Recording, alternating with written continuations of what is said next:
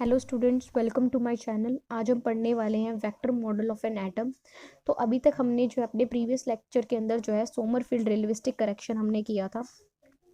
तो वहाँ से हमें ये पता चला कि उन्होंने जो है हाइड्रोजन का फाइन स्ट्रक्चर जो एक्सप्लेन कर दिया था, पर फिर भी कुछ ऐसी जो है शॉर्टकमिंग्स थी, कुछ ऐसे ड्रॉबैक्स थे जो सोमरफील्ड एक्सप्लेन नहीं कर पाए थे। जैसे कि ये थ्योरी ये नहीं बता पाई थी कि जीमन एक्सप्लेन इफेक्ट को एक्सप्लेन नहीं कर पाई थी। जीमन इफेक्ट क्या होता है?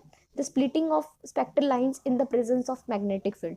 जब मैग्नेटिक फील्ड में हम स्पेक्ट्रल लाइंस को रखते हैं तो मैग्नेट जो स्पेक्ट्रल लाइंस है वो फर्दर अपने कंपोनेंट्स में स्प्लिट हो जाती हैं। तो ये जो स्प्लिटिंग हो रही है मैग्नेटिक फील्ड की प्रेजेंस में, ये इसे कहते हैं जीमन इफेक्ट। तो इसका इनके पास कोई एक्सप्लेनेशन नहीं था बोहर सोमरफेल्ड थ्योरी पे। उसके बाद हाइपरफाइन स्ट्रक्चर। अब आपको पता है इन्होंने फाइन स्ट्रक्चर एक्सप्लेन तो कर दिया था हाइड्रोजन एटम का। जब मोर देन वन इलेक्ट्रॉन की बात आई, जैसे लिथियम का फाइन स्ट्रक्चर एक्सप्लेन करने की बात आई, या फिर आप कह रहे हो हीलियम का फाइन स्ट्रक्चर एक्सप्लेन करने की बात आई, तो वो जो है सोमरफील्ड एक्सप्लेन नहीं कर पाए थे। और क्या लिमिटेशंस रही थी, जैसे कि ये नहीं बता पाए थे कि किस तरह से इलेक्ट्रॉन जो है वो डिस्ट्रीब्यूटेड है। ठीक है, तो इलेक्ट्रॉन की कैसी अरेंजमेंट है एटम के अंदर, इसे एक्सप्लेन नहीं कर पा रहे थे। इसके अलावा ये नहीं बता पा रहे थे कि कुछ हमें जो इंटेंसिटी कई बार हमें क्या मिलती थी, जब हमने एच अल्फा का स्पेक्ट्रम हमने देखा तो उसमें हमें जो है दो जो है स्ट्रॉन्ग हमें नजर आई, दो हमें स्ट्रॉन्ग लाइंस नजर आई, ठीक है, और एक हमें वीक लाइन नजर आई, फेंट लाइन नजर आई। तो ये नहीं बता पा रहे थे कि जो इंटेंसिटी जो है स्पेक्ट्रल लाइंस की, इसका कोई एक्सप्लेनेशन नहीं था कि दो की इंटेंसिटी ज़्यादा है तो थर्ड की वीक क्यों है। तो इन सब का जस्टिफिकेशन जो है बोहर सोमरफील्ड थ्योरी के पास नहीं था। तो उसे एक्सप्लेन करने के लिए जो है हमारे पास एक न्यू मॉडल इंट्रोड्यूस किया गया, जिसको हम कहते हैं vector model of an atom. ये जो मॉडल है that is your semi classical model. Semi classical model का मतलब यहाँ पे ये है कि इसके अंदर जो है ऑर्बिटल एंगुलर मोमेंटम और स्पिन एंगुलर मोमेंटम तो है, उनको तो हम वैसे तो हम उसको जो है क्लासिकली ट्रीट करेंगे। जो आपका ऑर्बिटल एंगुलर मोमेंटम है और आपका स्पिन एंगुलर मोमेंटम है उसको वैसे क्लासिकली ट्रीट करेंगे, बट इनकी जो वैल्यूज होंगी, उनका जो मैग्नीट्यूड होगा उसको हम क्वांटम मैकेनिकली ट्रीट करेंगे। तो जैसे कि आपको पता है, सबसे पहले पता होना चाहिए ऑर्बिटल एंगुलर मोमेंटम क्या होता है। अब देखो इलेक्ट्रॉन जो है न्यूक्लियस के अराउंड रिवॉल्व कर रहा है। तो जब इलेक्ट्रॉन न्यूक्लियस के अराउंड रिवॉल्व कर रहा है तो उसके मोशन की वजह से जो है जो एंगुलर मोमेंटम वो पोजेस करते हैं उसको हम कहते हैं orbital angular momentum. The momentum due to orbital motion of electron, ठीक है ना। जो मोमेंटम जो है ऑर्बिटल मोशन ऑफ इलेक्ट्रॉन के साथ एसोसिएटेड है उसको हम क्या कहेंगे? Orbital angular momentum. अब ये जो इलेक्ट्रॉन है ये अपनी एक्सिस के अबाउट स्पिन भी कर रहे हैं, तो उसकी वजह से जो एंगुलर मोमेंटम वो पोजेस करेंगे स्पिन की वजह से, वो क्या कहलाएगा? आपका स्पिन एंगुलर मोमेंटम। और ये वेक्टर मॉडल है, तो ये जो एल और एस है ये दोनों कैसी क्वांटिटी है? आपकी वेक्टर क्वांटिटी है। तो अगर मुझे इनका मैग्नीट्यूड लिखना हुआ एंगुलर मोमेंटम का associated with orbital motion of electron, तो वो कैसा लिखा जाएगा? Under root of L L plus one into H cut. ऐसे ही the magnitude of angular momentum associated spin motion की वजह से जो एंगुलर मोमेंटम एसोसिएटेड है उसका मुझे मैग्नीट्यूड लिखना है, तो वो क्या होगा? Under root of S S plus one into H cut. तो आप देख रहे हो ये दोनों वैल्यूज कैसी हैं? डिस्क्रीट वैल्यूज हैं। तो ये दोनों वैल्यूज जो है यानी कि वही एंगुलर मोमेंटम पॉसिबल होगा जिसकी वैल्यू क्या होगी, जिसका मैग्नीट्यूड किसके इक्वल होगा? L into L plus one into H cut के लिए। और वही स्पिन एंगुलर मोमेंटम पॉसिबल होगा जिसकी वैल्यू क्या होगी? S into S plus one into H cut. Mean की एल और एस क्या है? हमारे क्वांटाइज्ड हैं, ठीक है। तो इन्हीं एंगुलर मोमेंटम्स को फर्दर जो मैं इस तरह से वेक्टर मॉडल्स में अगर शो करूं, तो वेक्टर की टर्म्स में शो करूं, तो ये हमारे पास क्या होगा? एल वेक्टर है जो एंगुलर मोमेंटम जो पोजेस कर रही है ऑर्बिटल मोशन के अराउंड, तो उसको मैंने रिप्रेजेंट किया एल वेक्टर से। और जो अपनी एक्सिस के अबाउट इलेक्ट्रॉन रिवॉल्व कर रहा है उसको रिप्रेजेंट किया मैंने एस वेक्टर से। तो इनका जो रिजल्टेंट होगा, इन दोनों का जो रिजल्टेंट होगा वो हमें क्या देगा? आपका जे वेक्टर देगा। तो इन दोनों का जो रिजल्टेंट होगा वो हमें क्या देगा? आपका जे वेक्टर देगा। एल वेक्टर और एस वेक्टर का रिजल्टेंट जो अगर मैं बात करूं triangle law of vector addition से, तो L vector plus S vector का जो रिजल्टेंट होगा वो हमें क्या देगा? एक न्यू वेक्टर हमारा इंट्रोड्यूस होगा। वो कौन सा वेक्टर? आपका जे वेक्टर। तो यहाँ पे हमने क्या किया है? एल वेक्टर, एल और एस जो है एंगुलर मोमेंटा जो है हमारे पास, उसको हमने कैसे ट्रीट किया है? As a vector quantity treat किया है, जिसकी लेंथ का मैग्नीट्यूड किसके इक्वल है? L L plus one into H cut. तो एल एस क्या है हमारे पास, वेक्टर क्वांटिटी है, और इसका वेक्टर की लेंथ कितनी है हमारे पास, इस वेक्टर की लेंथ कितनी है, S into S plus one under the root into H cut. तो इनका रिजल्टेंट जो है उसकी वैल्यू क्या है, जे वेक्टर है, और इसकी लेंथ किसकी इक्वल है, इस जे वेक्टर की लेंथ किसकी इक्वल है, J into J plus one into H cut. Clear हो गया यहाँ तक हमारे पास। तो ये जो जे वेक्टर है इसकी लेंथ किसके इक्वल है, under root of J into J plus one into H cut. तो हमारे पास ये आ जाएगा, ठीक है। अब ये जो जे है इसकी जो है कुछ, इसके ऊपर जो है कुछ रूल्स एप्लीकेबल हैं, वो हमें याद रखने हैं कि जो जे है यहाँ पे वो वैल्यूज कहाँ से कहाँ तक ले सकता है, एल प्लस एस से एल माइनस एस तक वैल्यूज ले सकता है, ठीक है। जो जे है यहाँ पे वो हमारे पास क्या वैल्यू ले सकता है, एल प्लस एस से एल माइनस एस वैल्यू। तो ये जो मॉडल है आपका, ये पूरा मॉडल ये क्या निकल के आता है आपका, इसको कहते हैं vector model of an atom. तो यहाँ पे एल एस जे ये तीनों के तीनों क्या है हमारे पास, क्वांटाइज्ड हैं। क्योंकि क्वांटाइज कैसे हैं कि इन सब का क्या है, एक अलग अपनी जो है कुछ वैल्यूज हैं, डिस्क्रीट वैल्यूज है, और सबकी जो है अपना एक रूल है कि वही वैल्यूज अलाउड है, जिसके लिए क्या होगा, L into L plus one into H cut ये फॉलो होगा। तो ये सारी की सारी वैल्यूज कैसी हैं, क्वांटाइज्ड हैं, और इन सब की क्या होती है, एक अपनी ही रोटेशन होती है, एक अपनी ही ओरिएंटेशन होती है, अपनी ही क्या होती है, एक ओरिएंटेशन होती है। तो यहाँ पे अगर मैं सिर्फ और सिर्फ वन इलेक्ट्रॉन सिस्टम की बात करूं, तो वन इलेक्ट्रॉन सिस्टम का मतलब क्या होगा कि हमारे पास क्या होगा, एस जो होगा उसकी क्या वैल्यूज हो सकती हैं, या तो स्पिन अप होगा इलेक्ट्रॉन का, या स्पिन क्या होगा, डाउन होगा। तो एस की वैल्यू क्या हो सकती है, प्लस हो सकती है हाफ, और क्या हो सकती है, माइनस हाफ। तो वन इलेक्ट्रॉन सिस्टम में हमारे पास एस की वैल्यू क्या हो सकती है, प्लस हाफ हो सकती है, और एस क्या हो सकता है, माइनस हाफ हो सकता है। तो जे की वैल्यू जो है हमारे पास वो क्या हो सकती है, एल प्लस एस, यानी कि एल प्लस हाफ से एल प्लस हाफ हो सकती है, एंड जे की वैल्यू क्या हो सकती है, एल माइनस हाफ, ठीक है।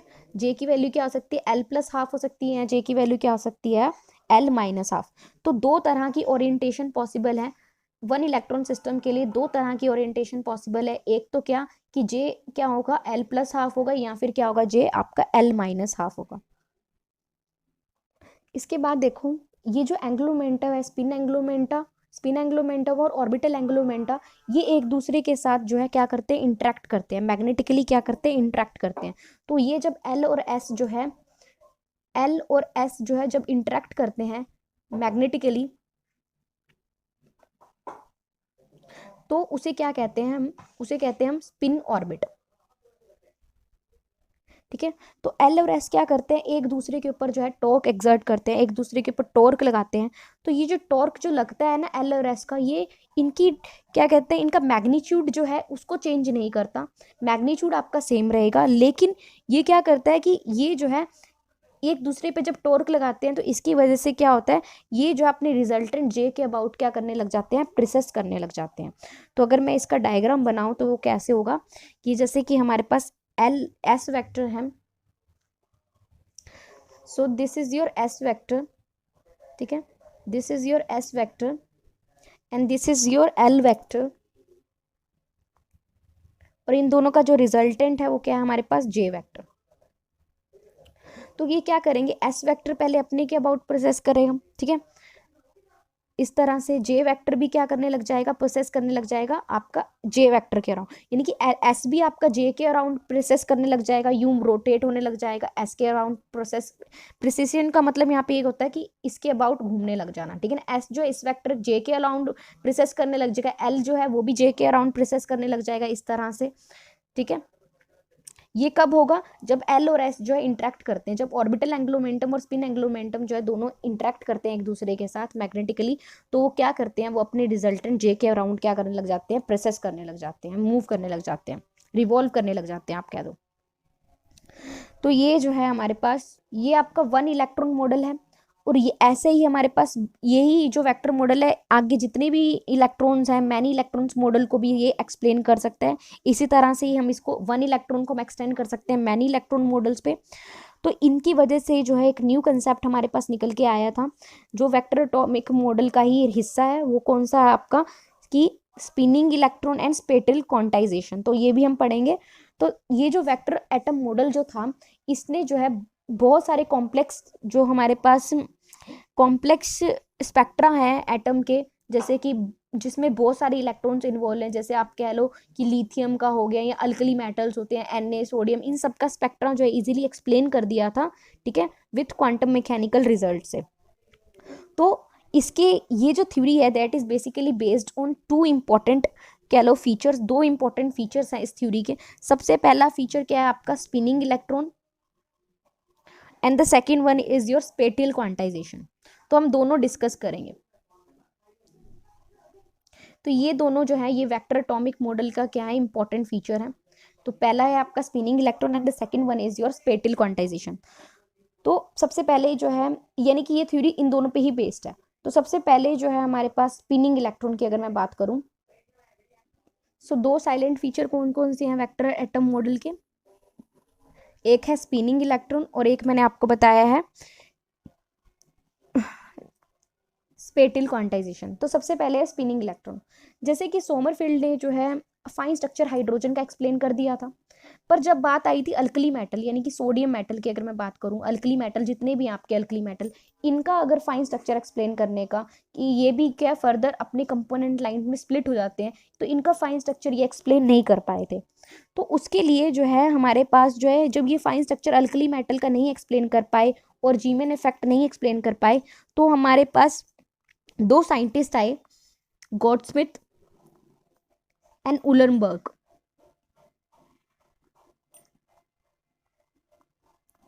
उलनबर्ग, तो इन्होंने जो है 1925 में एक न्यू कंसेप्ट लेके आए जिसका नाम क्या था, स्पिनिंग इलेक्ट्रॉन। यानी कि ये आइडिया, न्यू आइडिया लेके आए गॉडस्मिथ एंड उलनबर्ग 1925 स्पिनिंग इलेक्ट्रॉन का। तो इसमें क्या कहता है कि जो स्पिन, जो इलेक्ट्रॉन है ना, वो जब स्पिन कर रहा है ना, तो उसका खुद का क्या होगा, स्पिन एंगुलर मोमेंटम तो होगा ही होगा, उसका खुद का क्या होगा, इंट्रिंसिक स्पिन एंगुलर मोमेंटम होगा, जिसको हम एस वेक्टर से रिप्रेजेंट करते हैं, और उसका intrinsic spin, intrinsic magnetic movement होगा, जिसको हम रिप्रेजेंट करते हैं म्यू से, म्यू एस से।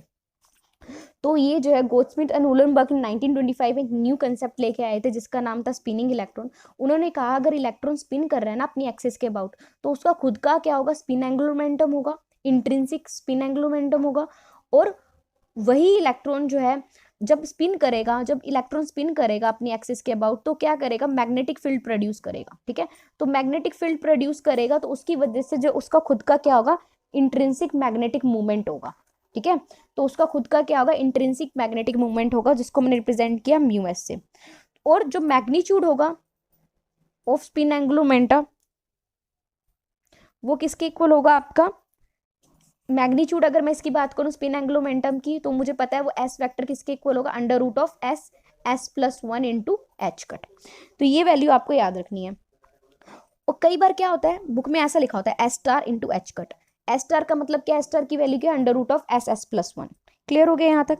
तो यहाँ पे हमारे पास क्या कह रखा है कि ये जो S है that is your spin quantum number. यहाँ पे जो S है वो क्या आपका स्पिन क्वांटम नंबर है, और स्पिन क्वांटम नंबर आपको पता है कितना होता है, हाफ, ठीक है। सिंगल इलेक्ट्रॉन की अगर मैं बात करूं तो उसका स्पिन क्वांटम नंबर हमारे पास क्या होगा, हाफ होगा। तो ये याद रखना आपको। अब देखो स्पिन एंगुलर मोमेंटम, अब हम देखते हैं जो ये जो मैग्नेटिक मूवमेंट है म्यू एस कैसे जो है स्पिन एंगुलर मोमेंटम के साथ रिलेटेड है।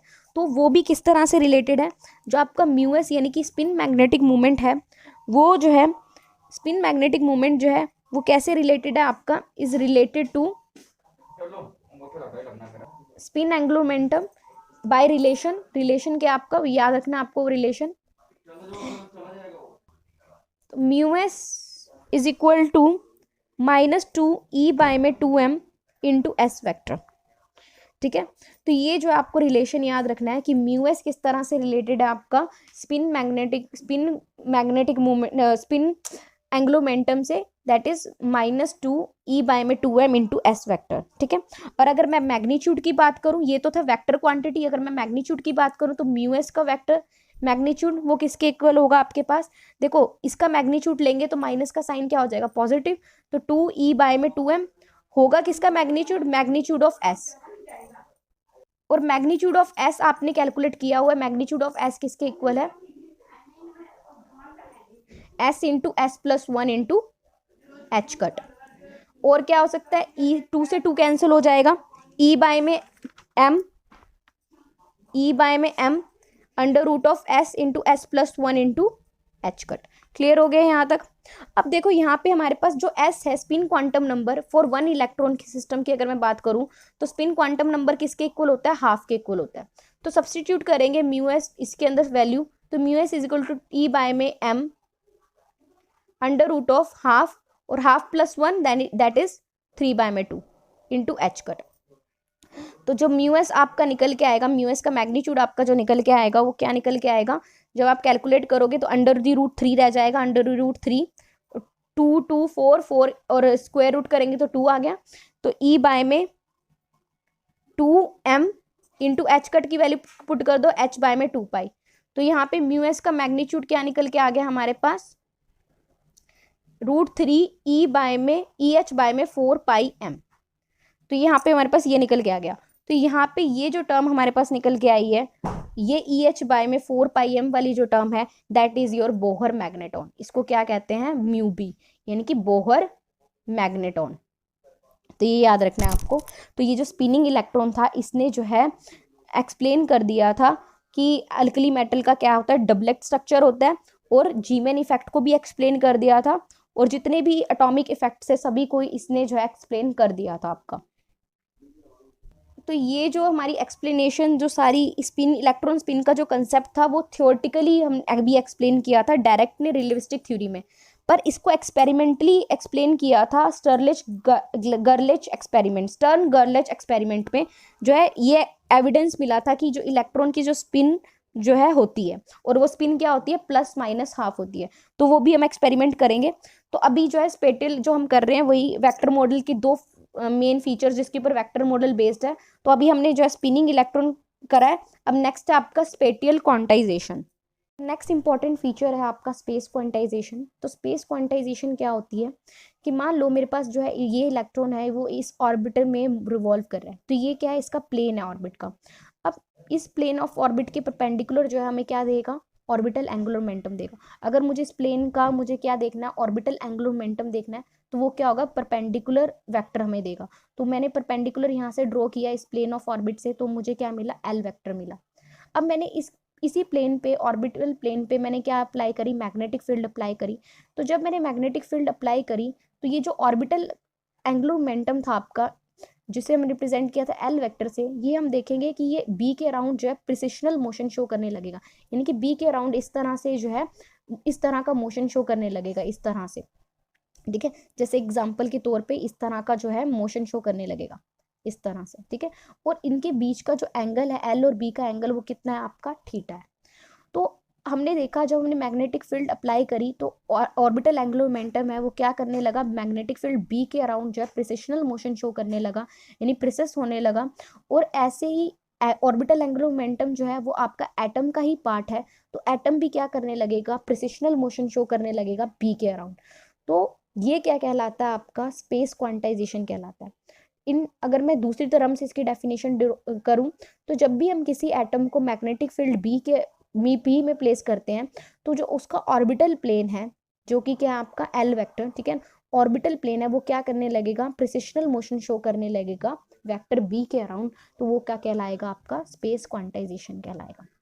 अब देखो यहाँ पे जो है हमारे पास जो थीटा है, हम देखेंगे कि ये जो थीटा है, ये जो ओरिएंटेशन है एल वेक्टर की बी के अराउंड, ये जो थीटा है हमारा एंगल है, ये सभी वैल्यूज पॉसिबल नहीं है। इसकी जो है क्या होंगी, डिस्क्रीट वैल्यूज होंगी।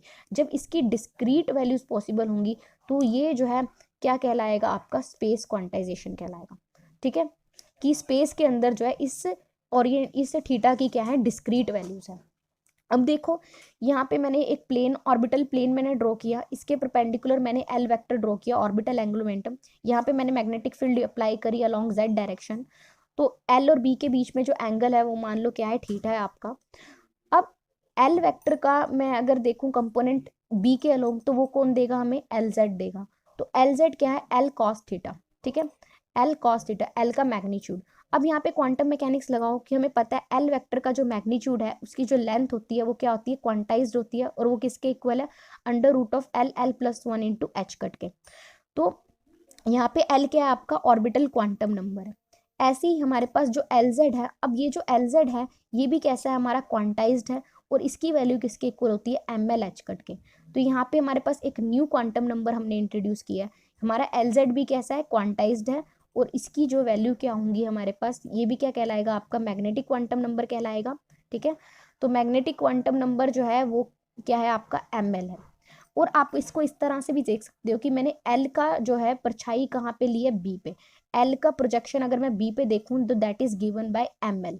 ठीक है ना, एल का प्रोजेक्शन बी पे, एल का प्रोजेक्शन बी पे क्या है, एल जेड है, और वो किसके इक्वल है, आपका एम एल के इक्वल है।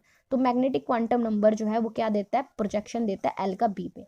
जैसे कि एक्स वाई जेड प्लेन है हमारे पास, अगर मैं मान लो ये डॉट है, ये एक्स वाई प्लेन में लाई कर रहा है, मुझे इसका प्रोजेक्शन एक्स जेड पे देखना है, तो वो मुझे कौन सा देगा, प्लेन एक्स जेड प्लेन देगा। इसकी परछाई एक्स वाई की परछाई यानी इस डॉट की परछाई कहाँ पे पड़ेगी, एक्स जेड पे पड़ेगी। ऐसी एल की प्रोजेक्शन अगर मुझे बी पे देखनी है तो वो एल जेड कंपोनेंट है, और वो किसकी, वो कौन देगा हमें, एम एल देगा। ठीक है, जिसको हम क्या कहते हैं, मैग्नेटिक क्वांटम नंबर। ठीक है, तो हमारा एल जेड भी क्या है, क्वांटाइज्ड, और वो किसके इक्वल है, एम एल एच कट के।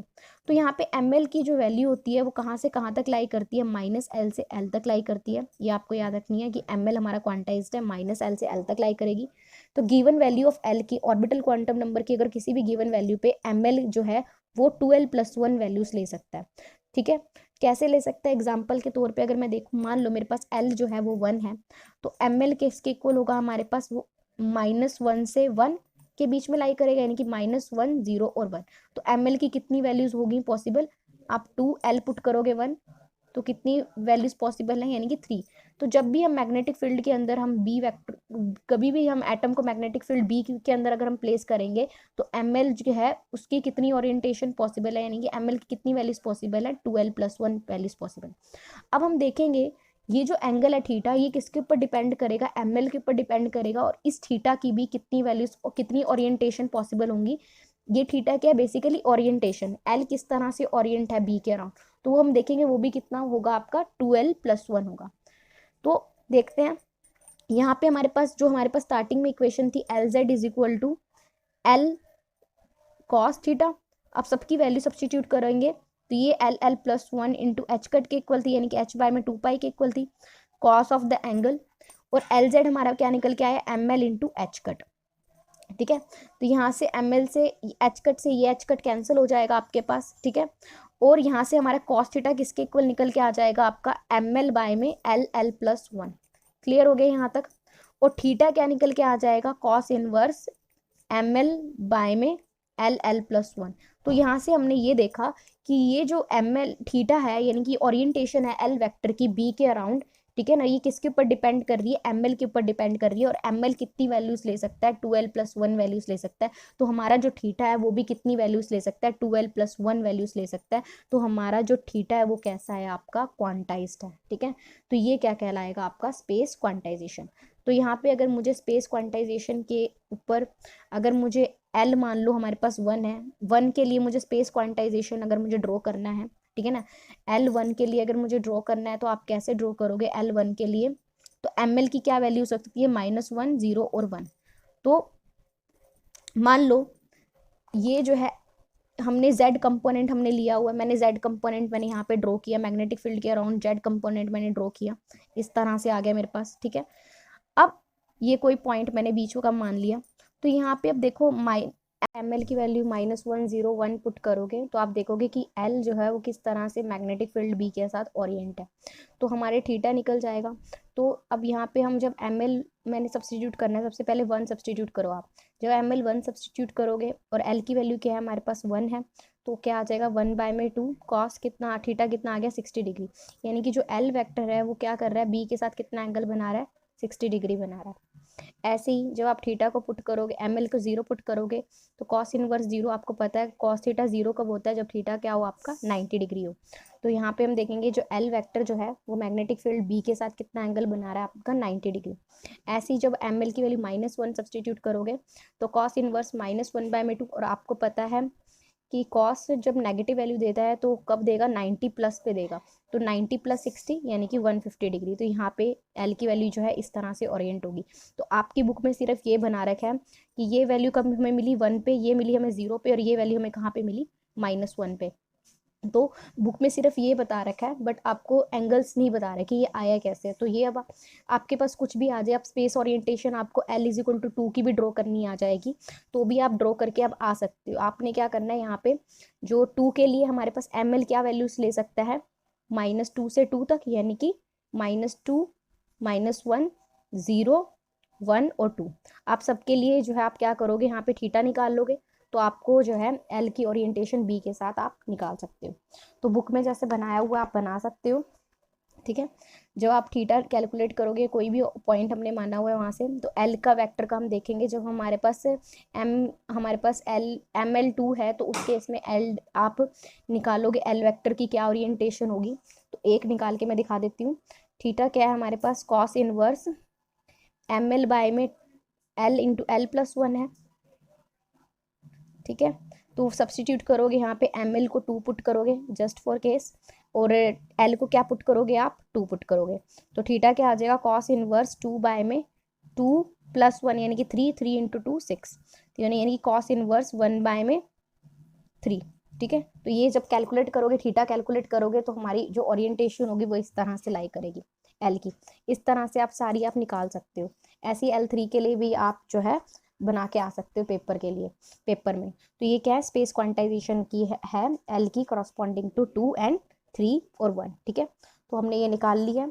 तो this is all about space quantization. तो अब जो नेक्स्ट में हम करने वाले हैं स्टर्न गर्लिच एक्सपेरिमेंट, जो कि ये प्रूफ करेगा कि हमारा जो है इलेक्ट्रॉन है उसकी जो स्पिन एग्जिस्ट करती है, और वो स्पिन क्या होती है, +-1/2, यानी कि स्पिन क्या होती है, डिस्क्रीट होती है एक तरह से। वो हम एक्सपेरिमेंटली जो जस्टिफिकेशन है कि हर इलेक्ट्रॉन की स्पिन होती है, वो एक्सपेरिमेंटल जस्टिफिकेशन जो है वो किसने दिया था, स्टर्न गर्लिच ने दिया था।